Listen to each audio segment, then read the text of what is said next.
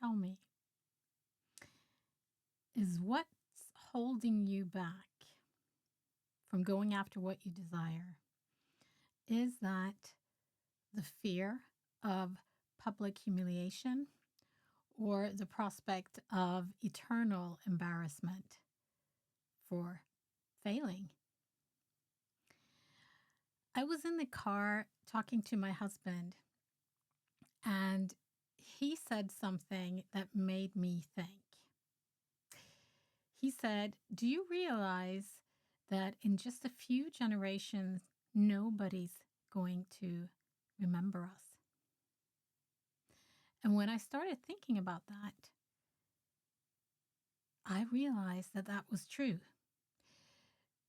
Because thinking back of the generations in my family, and if you do the same, how much do you know about your great-grandparents, for example?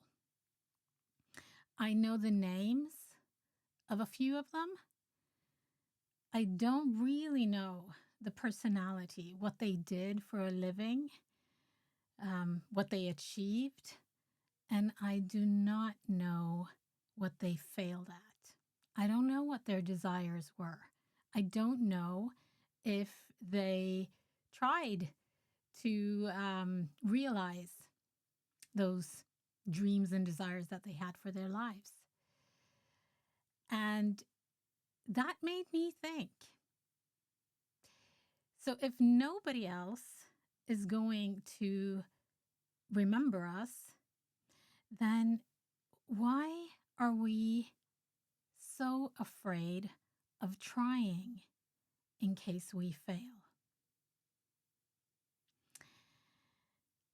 And I think that that realization made everything real for me, because it doesn't matter if people who are here now, gone tomorrow, if they remember if I failed or if I succeeded.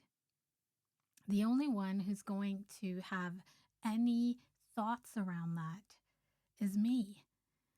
And when I'm lying there on my deathbed, I don't want to regret not having tried because I was afraid to fail. Or not necessarily afraid to fail, but afraid of being watched and judged by somebody else who are not there anymore.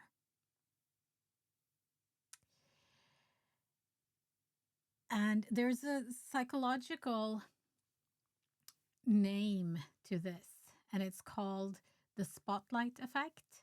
It's when you think that everyone else is paying attention to what you're doing and paying more attention than what they really are. And I had a great example of this.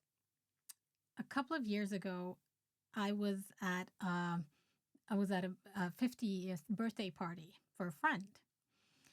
And just a couple of months later, I was invited to another friend who was in the same circle to their party. And as I walked into the party, I realized I was wearing the exact same outfit. And I got self-conscious. And I thought, oh my God, they're going to think that this is the only thing I have.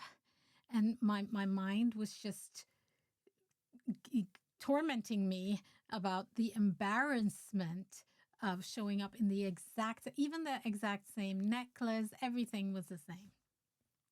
So I tried to excuse myself by telling the wife of the first person that we've been to the party, telling her that, oh, you might think this is the only dress I have because I'm wearing the exact same thing that I was for your husband's party. And I just tried to laugh it off.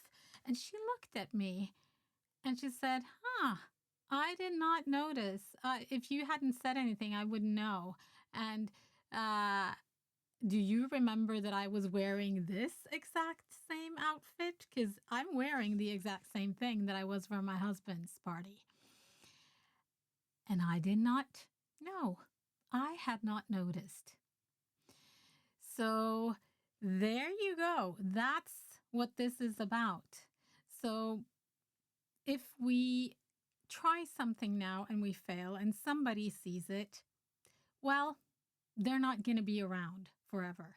And neither are you. And neither is the memory of that. But you will have to live with the regret if we don't try. And what I see is that the older I get, the more stupid it seems to me to worry about what other people say. I think that's something that comes with age. You just don't care as much, but you still care. And being what's the word I'm looking for? Intentional about what you allow yourself to think can help in this process. So, thinking about failure as well, it's just a sequence that comes before success. But the thing is, most of us, we stop somewhere along that sequence before we get to the success. Because if we don't stop, there is a high chance that success will come. Like Thomas Edison, I don't know how many times he tried and failed before he invented the light bulb. But if he had stopped after all of those failures, and I think there were a lot, like tens of thousands, and he did not stop. He continued. And that's why I'm in this room with lighting today, because he didn't quit, because he didn't take that failure as the end result. It was just a sequence on the path to success. So if this resonated with you and you are building up the courage to go after what you desire, whatever that is, and you want somebody to take that journey with you, hit the subscribe button. And that way you'll get a notification the next time I post a video. So have a great day, and rewatch this. Because what I see is that sometimes it helps to hear a message more than once, and then it just clicks. So have a great day, and I'll see you in the next video.